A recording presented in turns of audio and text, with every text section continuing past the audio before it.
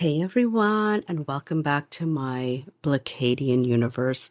So, here in Canada, we recently had frankly, a historic election. Um, our prime minister was elected, and millions of Canadians turned out to vote. Historic records of people showed up to vote, which is great. Frankly, if you're not voting, what are you doing? So we felt the weight of this election. We knew what it meant, that the history, that the direction of our country was balancing, frankly, on the edge of a knife. And we could go either way. And obviously, I feel that we luckily, it wasn't the outcome, we were hoping for, but we did have a liberal win. And it should have frankly not have been as close as it is. But yeah, let's talk about it. So a lot of things happened in this election. There was, our liberals, which is sort of like, what Americans would say, the Democratic Party here, sort of had our government's just different. So we had like what we call a like minority government. We didn't win enough seats to really get a majority. And a lot of things happened, but what happened is that we sort of, people were saying that it was really the what's happening currently in the United States really turned voters out, and it was both sides. Some people, were literally chanting that they wanted to be the 51st state. And then there were other people that were saying that we are not doing that here in Canada. We are voting for everybody. We are voting for everybody's human rights. We're voting for, the preserving freedom, for people's freedom to choose, for, trans people, for Black people. We're voting for everybody's rights here. We're not just voting for ourselves, which honestly, I have to say, even though it was a narrow win, a win is a win, okay? A win is a win. And my faith in humanity was restored. I like that, we're not, it wasn't clear, it wasn't decisive, it wasn't unanimous by any means, but it did show me that people were going to show up and show out. I mean, the Black population in Canada is like low. We're like a couple percentages, okay, over here, people. It's not a lot. Not a lot. Um, so the fact that, we still went liberal here, faith in humanity restored. Um, I'll be honest with you. I'll be honest with you. There's a lot of disappointed white people here in Canada today, okay?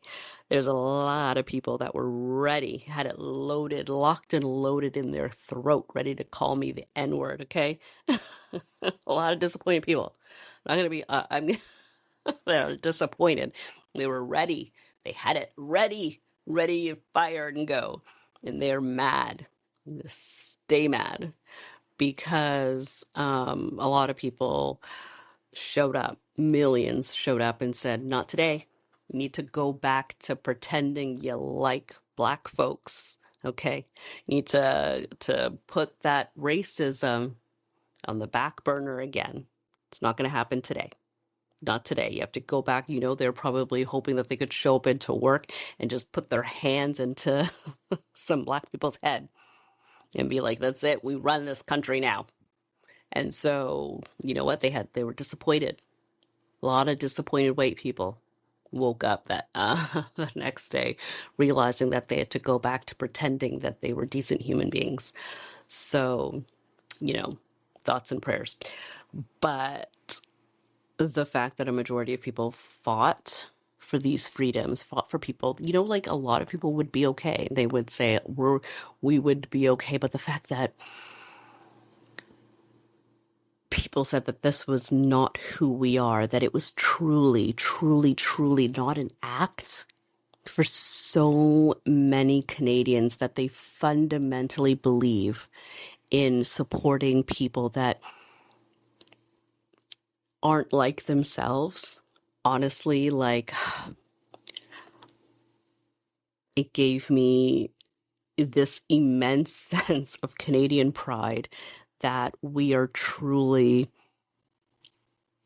trying to live up to who we say we are as people, that we are this, multicultural mecca. And, the fact that I say that racism is very, very much alive here. I love that so many millions of Canadians showed up and said, I want to do better. I want us to be better as a country. And I want us to show the world that we are not like our neighbors to the south. And the fact that seriousness, the weight of what it meant and what it would mean for our country got people out of their homes to have their beliefs known, and that we fought back.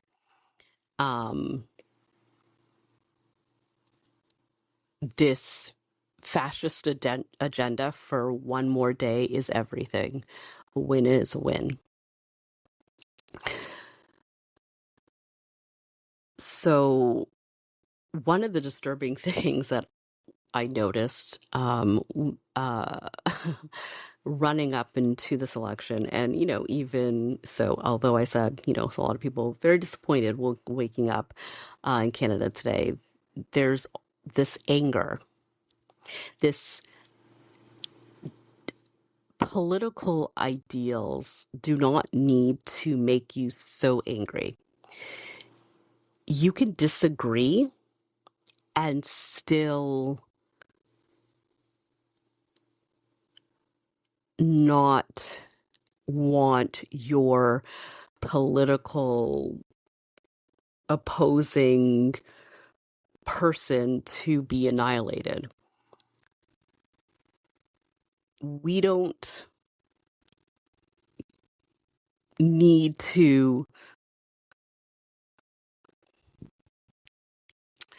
we don't need to have such adversarial politics. And I can say that especially here in Canada, the division between our political parties is not so absolute. I mean, in this instance, I truly believe it was. But typically, I mean, left or right leaning, eh,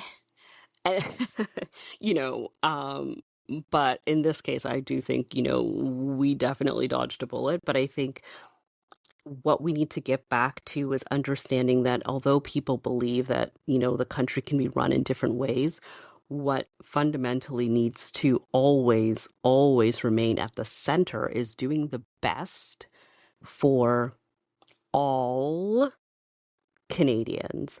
And so when I see people driving around with, F the prime minister on their trucks, what is making you so angry?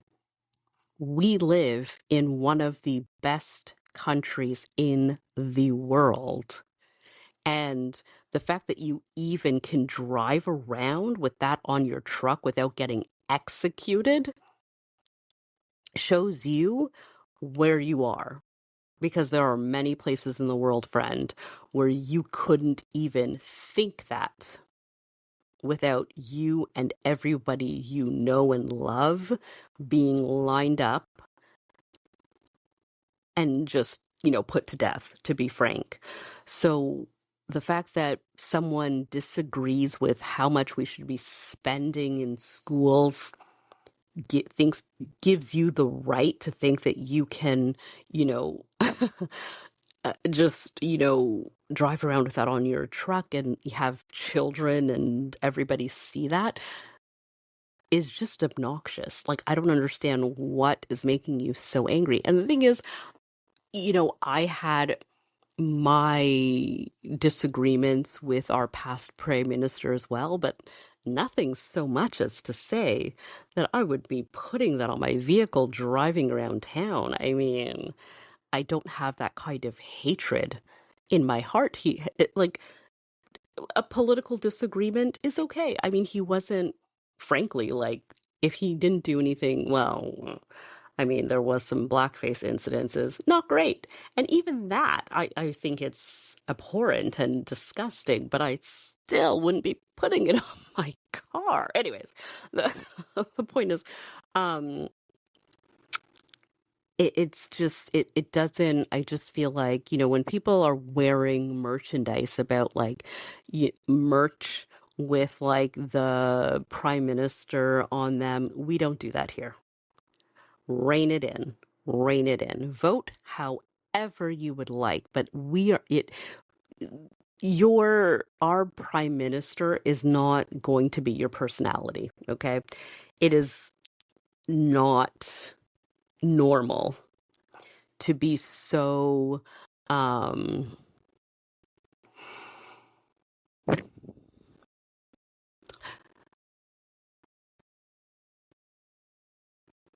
filled with hate over differing political ideas, especially in North America. Our politics in our country is not,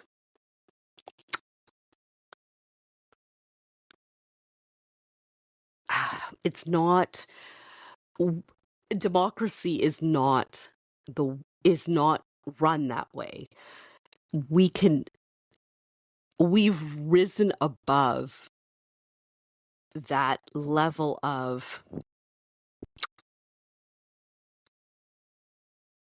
discourse. We've gone beyond that. We are supposed to be setting an example of how democracy runs, that we can disagree but still get along, that we can disagree and still take care of each other, that we can disagree and still show each other respect.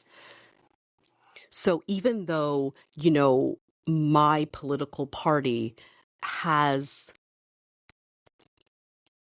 you know, triumphed or won, I can still do so with grace. I can still know that they will not be penalizing and punishing the people that didn't vote for them. That's the way it should be. I know that all Canadians will be taken care of.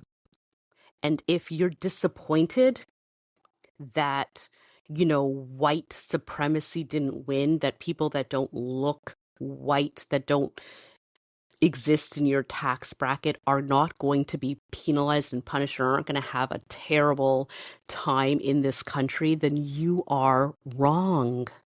You are wrong. That's not how we should be looking to move forward. That's not how we're going to have the best future as a country. That's not how we're going to have the best innovations, the best health, the best education, the best anything when we are so divided that we are wishing others ill. You're not going to get more of the pie. We're not going to get more out of anything if it is standing on the backs of people that are vulnerable. That's not how anybody wins in any situation. We need to come together and be better. So, yeah, I think we need to lead by example. So even though, you know,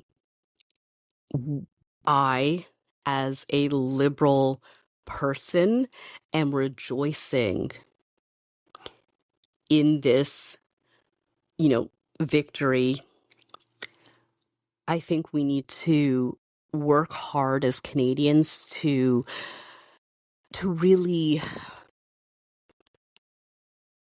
rid ourselves of the poison of this divisive ideas and really understand that we need to unite now more than ever to, continue to beat back the hatred that seeks to divide us and make us weaker.